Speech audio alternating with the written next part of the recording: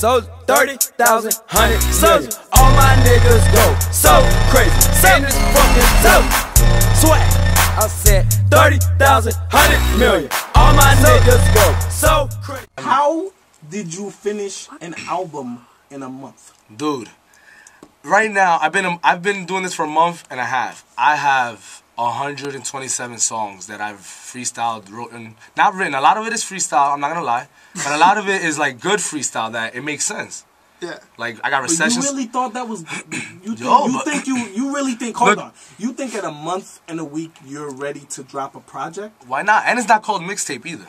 I changed the whole name up. It's called the Mix Tap. Cause I'm tapping the industry, dog. I'm changing it all up. Jay, hold on. It's a new. Hold on. All right. Yo, I gotta do it, man. I dig what you're doing. I see that you got marketing tactics in mind, and you're going with the double R thing. You got a lot of ideas. I will say that. Yo, one of them has to work. One of them. Some very good. Some very crazy. Very crazy. I'm not gonna lie. I'm a risk taker. I'm gonna say. I'm gonna give you friend advice. Yes. You've been doing it a month and a week. Okay. Don't rush it. No, I'm not rushing it. That's why I learned dropping an album. No, you know what it was? I learned that from you. Gotta learn from your mistakes. All right, I'm a rookie. I admit it. I'm a youngin' in the game. Okay, and Jay-Z wasn't rich right away. Like he did his thing. I'm not making any comparison. Yeah, him. No, I'm not on that level. I mean, no. That's actually the literal other end of the spectrum. You know, but I gotta use the similes. You know what I'm saying? Okay, pros. You know what I'm saying? Yeah. You know, and he is one of my favorite rappers. Like. You go to my okay, but with a month and a week. All right, this is where I'm saying where I personally would question where you're at. Let's do it. If you're gonna all right, you can't say you're gonna have an album release party and not have an album done. No, this is what happened. I had the album done. I have the album done now. The album's already done. Yeah. Come on, Jay, listen to me. This is a very serious interview. I know it is. I don't want you to lie. No, I'm not lying. The songs are all recorded and mastered. They're just not. How many songs on the album? My goal was 12. You got 10. People that are in music and have been doing music for a long time feel like that you're not respecting the culture by just saying, "Oh, I'm gonna ramble on a stream, and this is my rap, and now I'm more popular." Listen to me. Listen to what I'm saying. I'm not saying that that's how I feel solely, but I could see collectively this is why why your quote unquote haters are saying what they're saying. It's because it almost seems like you have no respect for those that have been doing it for it's a not while. even that. It's not even that. You know how I feel about it? Like I told you off the air, like we spoke about this in the crib. I was like, you know, I'm just trying to do it. Like I'm just trying to let everybody hear me out.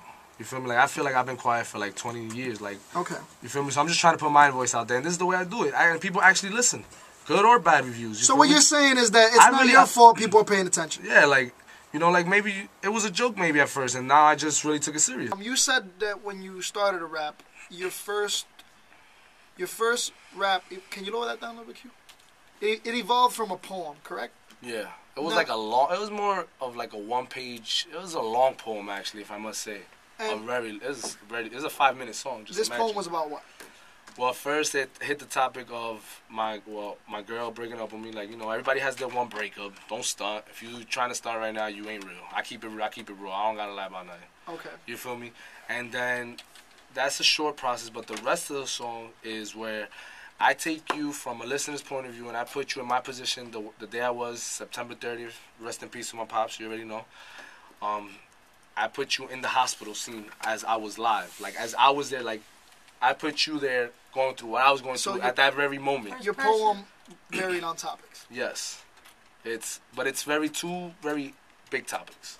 Okay. And then in one little verse, I even make like a call to God, and I'm like, why'd you have to do this to me? You know, while I was recovering from like, you know, everything else that we're gonna touch on too. That led to everything else too. Now, which one happened first? Well, my dad got sick. Okay. That's when I was 18. That's when the life just went from partying and living life to that's where like bang, like I got hit at first. And then 19 to like 20, I started, you know, messing around, hanging out with some wrong people, you know. Were you ever involved in drugs that were beyond your traditional drugs? Of course, yes. Okay. I took a little supplements to try to beef up, you know, and it didn't work out. Continue. And I went through they diagnosed me with chronic depression and chronic insomnia.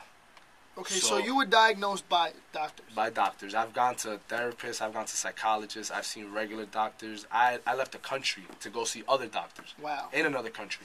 You're going through this situation with your pops. That passed. You obviously suffered post-death.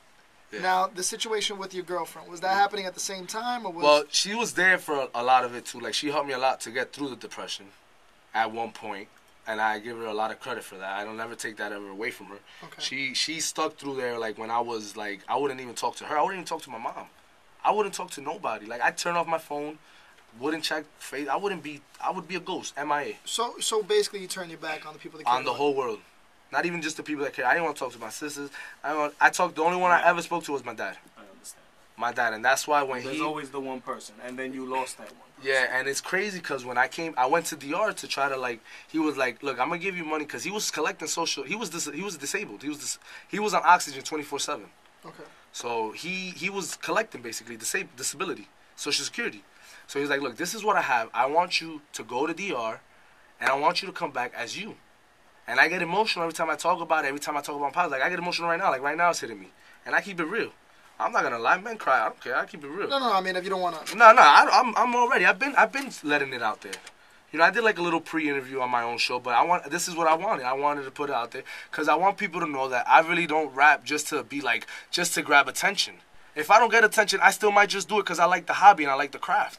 I like the whole movement of music. Like I just like that. Now, question. Because, like I said earlier, there was people that were concerned about your stability as far as mentally is concerned. Yeah. Have you been clear to this? I go to therapy. I'm not gonna lie. I go to therapy once a week, and it's been going good. Don't worry, it's not a weird thing. No, it's not like my dad told me because I actually made the situation. I worsened the situation. Because if I would have gone to therapy when they first wanted me to, it would have been a lot better. But no, I was like, nah, I don't need therapy. I'm gonna fight it myself. And then I finally gave in. I went to therapy. Went to DR. I stayed in DR for a month and a half. That's not even a vacation. That's a getaway. Question, did your family or did the female that you made the song about, did anyone hear this? Did they respond to it? Yeah, a lot of people. That's the first song I actually ever leaked. And now I redid it, and that's what I personally think is going to be the #1 song on that mixtape, Tap. Sorry, I got to put that out there. Mix Tap. I got to put out laugh, but it makes sense. Mix Tap, okay, you tap it in the market. So you already know. Have these people responded to you? Have they told you anything? Like, they've given me feedback on the it's the instrumental of Song Cry. Yeah. At first it was Song Cry, but then I changed it to Angel Song. Because it's talking about my dad. Like, he's my only real ghostwriter. Yeah. Who did you write a diss record to?